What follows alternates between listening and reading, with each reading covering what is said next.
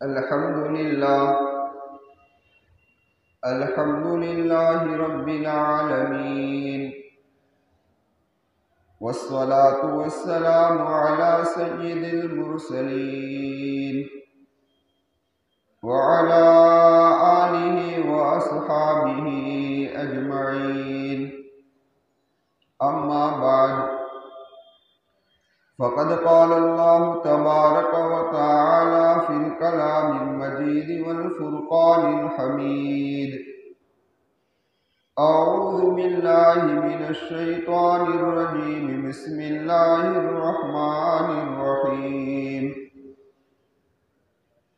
سبحان الذي أسرى بعبده ليلا من المسجد الحرام إلى المسجد الأقصى الذي باركنا حوله لنريه من آياتنا إنه هو السميع البصير. صدق اللہ العظیم. معزز سامعین کرام اور پردہ نشین خواتین، اللہ تبارک و تعالیٰ نے مجھے اور آپ کو جو دین عطا فرمایا ہے وہ دین اسلام ہے. اس دین اسلام کے لیے نبی کریم صلی اللہ علیہ وسلم اور صحابہ کرام رضوان اللہ تعالیٰ علیہم اجمعین نے جو تکلیفیں اٹھائی ہیں اور مصیبتوں کو برداشت کیا ہے، اس کا ہم تصور تک بھی نہیں کر سکتے. اتنی سخت تکلیفیں ان صحابہ نے اٹھائی ہیں. آپ جانتے ہیں کہ نبوت اللہ کے محبوب صلی اللہ علیہ وسلم کو 40 سال کی عمر میں ملی.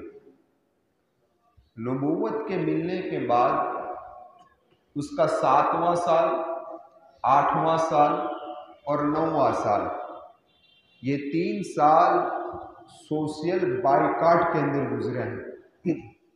اور اللہ کے محبوب صلی اللہ علیہ وسلم اور آپ کے ساتھ آپ کے اصحاب تقریباً شیب ابی طالب کے اندر 3 سال تک نظر قید رہے. شیب ابی طالب کیا ہے وہ تفسیر اس سے پہلے گزر چکی ہے. خیر، 3 سال تک شیب ابی طالب کے اندر آپ اور آپ کے اصحاب نظر قید رہے. 3 سال کا سوشل بائیکاٹ جب ختم ہوتا ہے اور اس کے بعد اللہ کے محبوب صلی اللہ علیہ وسلم جب باہر تشریف لاتے ہیں تو وہ نبوت کا 10واں سال ہوتا ہے. اور یہ جو 10واں سال ہے اس کو عام الحزن کہا گیا ہے. کیا کہا گیا؟ غم کا سال. کیوں؟ اس بنا پر کہ ذرا آپ سوچیں، شیب ابی طالب سے محمد رسول اللہ نکل رہے ہیں، اس کے 8 مہینے کے بعد مشفق چچا ابو طالب اس دنیا سے رخصت ہو رہا ہے.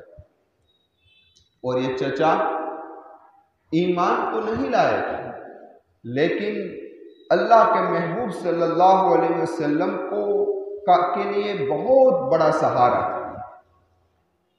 قریش کی نگاہ کے اندر ابو طالب کا وہ وقار تھا، وہ اثر تھا، وہ دبدبا تھا کہ جس کے بنا پر کسی مائکا لال کی ہمت نہیں ہوتی تھی کہ وہ محمد رسول اللہ کو ایذا پہنچائے.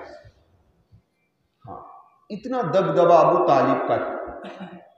اب ذرا دیکھیے آپ، ایک طرف سے چچا اس دنیا سے رخصت ہو گئے، اور صرف یہی غم نہیں، ساتھ ساتھ کے اندر یہ بھی غم تھا کہ جو نبی جانی دشمن کے ایمان کی فکر کر رہا ہو، جنہوں نے محمد رسول اللہ کو تکلیف پہنچائی، وہ کیسے ایمان کے اندر آ جائے اس کے لیے تڑپ رہا ہو، تو آخر اس نبی کے دل پر کیا گزری ہوگی کہ جس چچا نے 42 سال تک محمد رسول اللہ کا ساتھ دیا. کتنے سال؟ 42 سال تک محمد رسول اللہ کا سہارا دیا، وہ اس دنیا سے ایمان کے بغیر جا رہا ہے. تو یہ بھی ایک صدمہ تھا. یہ بھی کیا تھا؟ ایک صدمہ تھا. بارہا میرے محبوب نے اپنے چچا سے کہا تھا، چچا کان میں کلمہ پڑھ لیں تاکہ میں قیامت کے دن گواہی دے دوں گا کہ میرے چچا نے کلمہ پڑھ لیا ہے، میری رسالت کو اور آپ کی توحید کو مانا ہے۔ لیکن بس تانے کے ڈر سے ابو طالب کی تقدیر کے اندر ایمان نہیں لکھا ہوا تھا، تو جو آخری کلمہ اس کی زبان سے نکلا تھا ابو طالب کی، علی ملت عبد المطلب، کہ میں عبد المطلب کی ملت پر مر رہا ہوں، اس کلمے کو کہہ کر اس دنیا سے۔ تو کہنے کا مقصد صدمے دو تھے، ایک تو سہارا ٹوٹا، دوسرا اتنے مشفق اور مہربان چچا بغیر ایمان کے اس دنیا سے کیا ہو گئے؟ رخصت ہو گئے۔ اس وقت اللہ تبارک و تعالیٰ نے قرآن کریم کی آیت کریمہ نازل فرمائی اور کیا کہا؟ اِنَّكَ لَا تَهْدِي مَنْ أَحْبَبْتَ وَلَكِنَّ اللَّهَ يَهْدِي مَنْ يَشَاءُ۔ اے میرے محبوب، آپ جسے چاہے اسے ہدایت نہیں دے سکتے۔ ہدایت ہمارے قبضۂ قدرت میں ہے، ہم جسے چاہتے ہیں اسے ہدایت۔ تو میرے نوجوان، اللہ نے مجھے اور آپ کو بغیر مانگے ایمان عطا فرمایا ہے نا؟ بس اس ایمان کی مجھے اور آپ کو قدر کرنی چاہیے۔ نبی اپنے چچا کے لیے، آج ذرا دیکھیں کہ ہمیں اللہ نے ایمان کی دولت عطا فرمائی، اب اللہ سے ہم دعا کرتے ہیں اللہ ایمان ہی کی حالت میں رکھے اور ایمان ہی کی حالت میں اس دنیا سے ہمیں رخصت فرمائے۔ خیر، تو میں عرض کر رہا تھا کہ چچا کا سہارا ٹوٹا، ابھی اس غم سے میرے نبی باہر بھی نہیں آئے تھے کہ 3 دن کے بعد زوجہ محترمہ حضرت خدیجہ اس دنیا سے رخصت ہو گئی۔ اندازہ تو لگاؤ کہ وہ بیوی جو میرے محبوب کو ہر وقت کام آئی ہے، ہر وقت حالات میں، تکلیف میں، ہمت جو خدیجہ نے دی ہے، اپنے مالی اعتبار سے بھی جو خدیجہ نے محمد رسول اللہ کا تعاون کیا ہے، سارا مال دے دیا۔ یہ سہارا بھی ٹوٹ گیا 3 دن کے بعد۔ اب ذرا دیکھیں، اللہ تبارک و تعالیٰ کائنات میں بسنے والے انسانیت کو یہ سمجھانا چاہتے تھے کہ کل کوئی میرے محبوب کو تانا نہ دے کہ محمد الرسول اللہ ہے تو اپنے چچا کے بنا پر ہے اور اپنی بیوی کے بنا پر ہے۔ سمجھ، دونوں سہارے ٹوٹ گئے ایک ساتھ کے اندر۔ ایسے تو سہارے اللہ نے میرے نبی کے ابتدائی سے توڑ دیے تھے، جیسا کہ آپ جانتے ہیں کہ اللہ کے محبوب صلی اللہ علیہ وسلم پیدا ہوئے تو یتیم تھے، باپ کا سہارا نہیں تھا۔ دنیا میں تشریف لائے، 6 سال کی عمر ہوئی، والدہ محترمہ اس دنیا سے رخصت ہو گئی۔ اب کفالت آئی اپنے دادا عبد المطلب کے ہاتھ۔ دادا نے بڑی پیار و محبت سے محمد رسول اللہ کو پالا، لیکن 8 سال کی عمر ہوئی تو دادا بھی اس دنیا سے رخصت ہو گئے۔ اب حساب لگاؤ، 8 سال کی عمر کے بعد جب دادا اس دنیا سے رخصت ہوئے تو آپ اپنے چچا ابو طالب کی کفالت کے اندر آ گئے۔ اب 8 سال سے لو 50 سال کہ جب واقعہ شیب ابی طالب اور طائف پیش آیا، وہاں اس سے پہلے تک، یعنی کہ شیب ابی طالب کے بعد اور طائف سے پہلے، یہاں تک ابو طالب نے نبی کریم صلی اللہ علیہ وسلم کا سہارا لیا وہ سارا۔ خیر، میں عرض کر رہا تھا کہ یہ سہارے ٹوٹ گئے، باہر کا سہارا ٹوٹا، اندر کا سہارا ٹوٹا۔ اب یہ مشرکین مکہ کے لیے میدان کھل گیا نبی کریم صلی اللہ علیہ وسلم کو تکلیف دینے کا اور ایذا پہنچانا، اور پھر ایذا پہنچانے میں ان لوگوں نے کوئی کمی، اور جو مکہ کے حالات ہیں وہ آپ کئی مرتبہ سن چکے ہیں۔ خیر، میں عرض یہ کر رہا تھا، اس کے بعد اللہ کے محبوب صلی اللہ علیہ وسلم نے سوچا کہ کیوں نہ ہو کہ یہاں کوئی میری نہیں سنتا، تو میں قریب میں ایک جگہ ہے جس کا نام کیا ہے بھائی؟ طائف جاؤں اور طائف جا کر ان لوگوں کو میری بات سنواؤں۔ وہاں کے جو بڑے بڑے 3 سردار ہیں، کاش کہ وہ میری بات کو قبول کر لے، وہ لوگ ایمان میں۔ ایک بات درمیان کے اندر سمجھ لو کہ اس زمانے میں طائف خوشحال طبقہ تھا وہاں پر، اور طائف پکنک پوائنٹ تھا۔ ہاں، بڑے خوشحال لوگ وہاں رہتے تھے، زمینیں تھی، جائیداد تھی، اور ایسا سمجھ لیجئے کہ اگر مکہ اور طائف کا موازنہ کیا جائے تو ان کے جو مشہور بت تھے، لات، عزا، منات، حبل، جو ان کے مشہور بت تھے، ان میں سے لات کی پوجا وہیں کہیں کی جاتی تھی۔ کہاں پر؟ طائف کے اندر تیرتھ۔ خیر میں عرض کر رہا تھا، یہاں مکہ المکرمہ میں حبل کو ماننے والے تھے، وہاں لات کو ماننے والے تھے۔ جس طریقے سے یہاں حبل کے لیے ساری چیزیں قربان کی جاتی تھی، وہاں لات کے لیے کی جاتی تھی۔ تو مکہ کے بعد اگر کوئی شہر وہاں پر مشہور تھا تو وہ طائف ہے۔ اسی لیے تو قرآن کریم نے جب اللہ کے محبوب صلی اللہ علیہ وسلم نے ان لوگوں کے سامنے قرآن کریم کو پیش کیا تو ان لوگوں نے یہی تو جملہ کہا تھا، لولا نزل هذا القرآن على رجل من القريتين عظيم۔ اے محمد، آپ یہ کہہ رہے ہیں کہ اللہ نے مجھ پر یہ کتاب اتاری ہے، تو اس قرآن کو اللہ تبارک و تعالیٰ نے یہ جو مشہور 2 شہر ہے، یعنی مکہ اور طائف، قریتین، یہ مشہور شہر ہے، ان میں سے کسی عظیم آدمی کے اوپر کیوں نہیں نازل کی؟ اسی بنا پر کہا تھا، مکہ اور طائف کا ذکر اسی بنا پر کیا تھا، یہ تو عظیم شہر ہے یہ لوگ۔ خیر، اللہ کے محبوب صلی اللہ علیہ وسلم نے رخ اپنا کیا کہاں بھائی؟ طائف کی طرف۔ اب ذرا اندازہ لگاؤ، طائف کچھ قریب تو نہیں ہے، آپ لوگ تو ہو کر آئے ہیں ماشاءاللہ۔ خیر میں عرض کر رہا تھا، طائف تقریباً 60 میل کے فاصلے پر، اور 60 میل ہوتا ہے 90 کلومیٹر۔ میرے محبوب کے پاس کوئی سواری نہیں ہے، پیدل جا رہا ہے، پتھریلی زمین ہے، راستہ ہموار نہیں ہے، پہاڑوں کا راستہ ہے، پہاڑوں کے راستے سے پتھریلی زمین پر 90 کلومیٹر کا سفر کر کر محمد رسول اللہ صلی اللہ علیہ وسلم طائف پہنچے۔ آپ کے ساتھ زید بن حارثہ رضی اللہ تعالیٰ عنہ اکیلے۔ جب میرے محبوب طائف پہنچے، طائف والوں نے جو معاملہ کیا وہ تو چھپا ہوا ہے،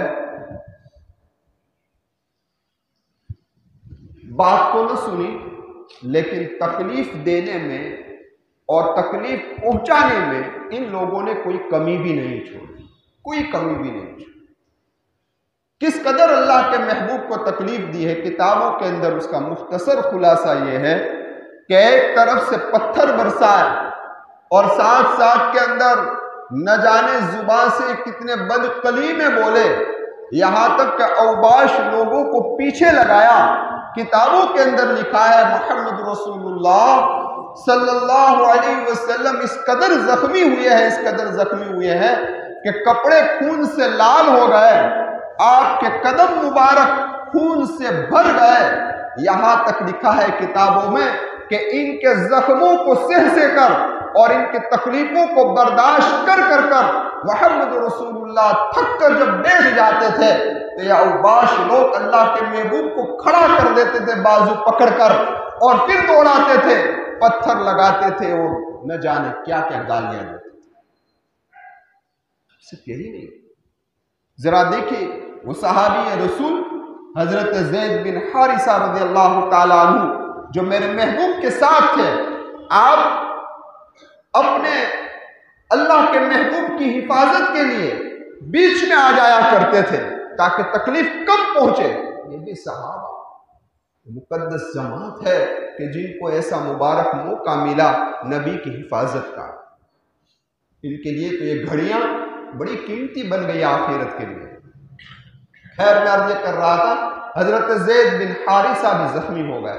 کتابوں کے اندر لکھا ہے آپ کا سر بھی پھٹ گیا، خون بہ کر آپ کے کپڑے بھی بھیگ گئے، یعنی کپڑوں میں خون آ گیا، قدم مبارک آپ کے بھی زخمی ہو گئے۔ خیر اس طائف کے شہر سے جب آپ باہر نکلے تو ایک جگہ پر بیٹھے تو اس وقت حضرت زید بن حارثہ رضی اللہ تعالی عنہ نے کچھ کپڑے لیے اور کپڑے لے کر میرے محبوب کے زخموں کو صاف کیا۔ اب یہی جو آپ لوگ جا رہے ہیں طائف گئے، انہیں پتا ہے کہ وہی شہر کے باہر ایک باغ تھا، یہی طائف کے 2 سرداروں کا، جس کا نام ہے عتبہ اور شیبہ۔ بس اسی باغ کے کنارے پر ایک درخت تھا، اس درخت کے نیچے محمد رسول اللہ زید بن حارثہ نے زخموں کو لوچھا۔ اس وقت کچھ دل ان سرداروں کے نرم ہوئے تو عتبہ و شیبہ بھی یہ نظارہ دیکھ رہے تھے۔ انہوں نے اپنے خادم سے جو کام کر رہا تھا عداس، اس سے کہا کہ ایک طبق لو، اس طبق کے اندر انگور کے باغات تھے، ایک گوشہ انگور کا لو اور بطور مہمانی کے ان کو پیش کرو اور کہو کہ آپ کو کھانا ہوگا۔ عداس ایک طبق کے اندر لے کر جا رہا ہے اور یہی کھانا گوشے یعنی کہ انگور کا گوشہ تھا، محمد رسول اللہ کو پیش کیا گیا۔ میرے محبوب نے جب انگور کا دانہ اٹھایا تو کہا بسم اللہ الرحمن الرحیم۔ بس یہ کلمہ کہنا تھا کہ عداس چونک اٹھا، کیونکہ اس نے یہ کلمہ اس سرزمین میں پہلی مرتبہ سنا تھا، بسم اللہ الرحمن الرحیم۔ آپ کون ہے؟ تو کہ میں اللہ کا رسول۔ خیر بات ہوئی، آپ اللہ کے محبوب نے پوچھا آپ کون؟ تو کہ میں عداس۔ کہاں سے ہیں؟ تو کہ نینوا سے ہوں۔ کس مذہب سے تعلق رکھتے ہو؟ تو کہ نصرانی مذہب سے۔ اللہ کے محبوب نے فرمایا وہی تو ہمارے ایک بھائی گزرے ہیں یونس بن متیٰ رضی اللہ علیہ السلام، حضرت یونس علیہ السلام۔ تو عداس تعجب میں پڑ گیا کہ آپ حضرت یونس کو کیسے پہچانتے ہیں؟ تو میرے محبوب نے کہا کہ وہ میرے بھائی نبی ہونے کے ناطے۔ بس یہ کہنا تھا کہ عداس نے اللہ کے محبوب کے ہاتھوں کو چوم لیا، پیروں کو چوم لیا، پیشانی کو چوم لیا۔ اب یہ عتبہ و شیبہ دونوں دیکھ رہے ہیں۔ جب انگور کا گوشہ پیش کر دیا گیا، عداس واپس ہوا تو عتبہ و شیبہ نے کہا تو نے پیر کیوں چومے، ہاتھ کیوں چوما، پیشانی کیوں چومی؟ بس وہ تو ان کا معاملہ تھا، جو کچھ ہونا تھا وہ ہو گیا۔ لیکن اس وقت میرے محبوب کو کچھ راحت پہنچی تو کتابوں کے اندر طائف کی دعا بہت مشہور ہے۔ اللہ کے محبوب نے وہاں پر دعا فرمائی اور یہ دعا ایسی جامع دعا ہے جس کے ایک ایک جملے کے اندر بے بسی بے کسی اپنی کمزوری کا اظہار ہے۔ ایک جملہ تو یہ ہے اللہ آپ نے مجھے کس کے حوالے کر دیا، آپ نے مجھے کس کے حوالے کر دیا، میں کمزور ہوں، میرا کوئی یہاں ہے۔ بس یہ دعا کا اثر تھا۔ وہاں سے اللہ کے محبوب صلی اللہ علیہ وسلم آگے بڑھے، کرس عالم کر کے نام ہے وہاں پر۔ تو اس وقت میرے محبوب نے جب آسمان کی طرف دیکھا تو ایک بادل سایہ کیے ہوئے ہیں اور اسی بادل کے اندر حضرت جبرائیل علیہ السلام، اور حضرت جبرائیل علیہ السلام نے فرمایا ہے محمد صلی اللہ علیہ وسلم پہاڑوں کے فرشتے موجود ہیں۔ تو اس وقت پہاڑ کا جو مین فرشتہ تھا اس نے اللہ کے محبوب کو سلام کیا اور کہا کہ محمد صلی اللہ علیہ وسلم آپ کہیں تو آپ کا سارا اختیار چلے گا اور ان پہاڑوں کو ہم آپس میں ملا دیں تاکہ طائف والے، بس آپ حکم کریں۔ لیکن جو نبی رحمت للعالمین بن کر آیا وہ نبیوں میں رحمت لقب پانے والا، مراد غریبوں کی برلانے والا، کہاں بد دعا کر، کہا کہ یہ نہیں تو ان کے اولاد میں سے کوئی مان لائے گا۔ اللہ کے محبوب نے بد دعا نہیں کی۔ خیر میں عرض یہ کر رہا تھا آپ سے کہ طائف کی مشقتیں کوئی معمولی مشقت نہیں۔ اس کو آپ اندازہ لگاؤ کہ ہم یہ گمان کرتے ہیں کہ احد کے اندر نبی کریم صلی اللہ علیہ وسلم کو جتنی تکلیف پہنچی ہے اتنی تکلیف کہیں نہیں پہنچی ہے نا، کہ احد کے اندر تو آپ کھڈے کے اندر گر گئے تھے، آپ کے دندان مبارک شہید ہو گئے ہے نا، اور اتنا کہ صحابہ تتر بتر ہو گئے تھے۔ جو تکلیف احد کے میدان میں پہنچی ہے اس کا تذکرہ کرنا بھی ہے، میرے لیے کہنا آسان ہے، آپ کے لیے سننا آسان ہے، لیکن جو فیل کرتا ہے نا جو بھی آدمی اس کو پتا چلتا ہے کہ کیا چیز ہے۔ تو میں عرض کر رہا تھا آپ سے، ایک مرتبہ عائشہ صدیقہ رضی اللہ تعالیٰ عنہ نے پوچھا تھا، اے اللہ کے محبوب صلی اللہ علیہ وسلم، احد کے اندر جو آپ کو تکلیف پہنچی تھی وہ شاید آپ کی زندگی کا کٹھن دن، یعنی ایسا ہی کچھ سوال کیا تھا، کما قال نبی صلی اللہ علیہ وسلم۔ تو اس وقت اللہ کے محبوب صلی اللہ علیہ وسلم نے فرمایا، عائشہ اس سے زیادہ سخت دین احد سے بھی زیادہ سخت دین اگر کوئی مجھ پر گزرا ہے تو وہ طائف والا دین ہے۔ 10 دن طائف میں رہے تھے اللہ کے محبوب، ہاں جو تکلیف مجھے طائف میں پہنچی ہے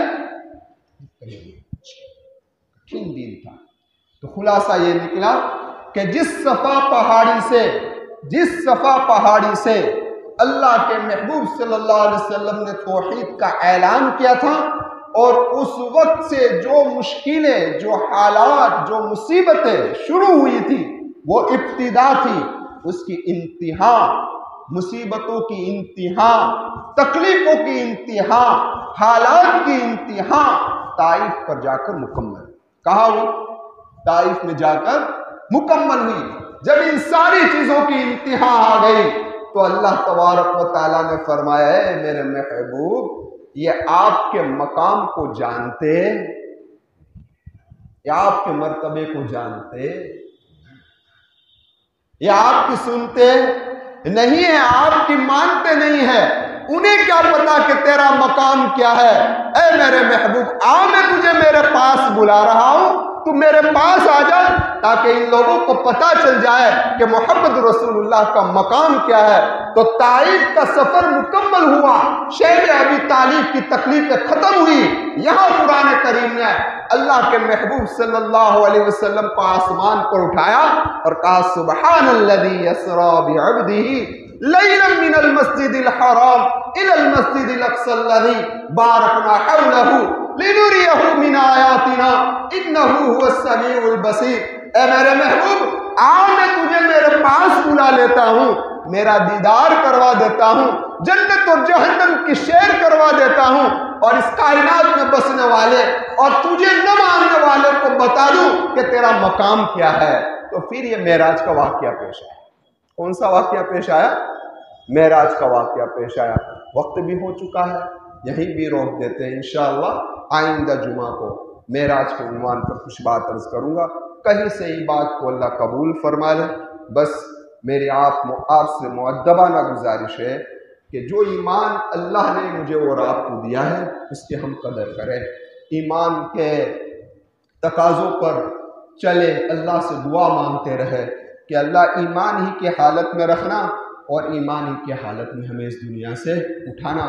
اس سے بڑی آپ کو میں کیا بات عرض کروں کہ نبی جیسے نبی بھی اللہ سے دعا کر رہے ہو کہ اللہ مسلمان ہونے کی حالت میں ہمیں اس دنیا سے رخصت کرنا، تو پھر مجھے اور آپ کو تو اس دعا کا اہتمام زیادہ کرنا چاہے، توفنی مسلما والحقنی بالصالحین، اور ہمارا قیامت کے میدان میں حشر بھی ہو تو نیک لوگوں کے ساتھ ہو، تو ہم کیا ہو جائیں گے بھائی؟ کامیاب ہو جائیں گے۔ بس اللہ کہیں سے ہی بات کو قبول فرما لے اور ہم تمام کی نجات کا ذریعہ بنائے۔ اور اس سے ایک بات سمجھ میں یہ بھی آئی اس پورے واقعہ سے کہ دین کے اندر تکلیفیں تو آتی رہیں گی۔ اللہ کے محبوب پر جو اتنے حالات آئے، اتنی تکلیفیں آئی، اتنی مصیبت آئی، اس کی وجہ بھی یہی تھی کہ قیامت تک آنے والے ایمان والوں کو سمجھانا تھا اور بتانا تھا کہ دین پر رہو گے تو حالات ضرور آئیں گے، مصیبت ضرور آئے گی، تکلیف ضرور آئے گی، لیکن اس کی ایک انتہا ہوتی ہے۔ وہ انتہا جب مکمل ہو جائے گی تو اللہ وہ مقام بھی عطا انشاءاللہ ضرور ہمارا عروج ہوگا انشاءاللہ.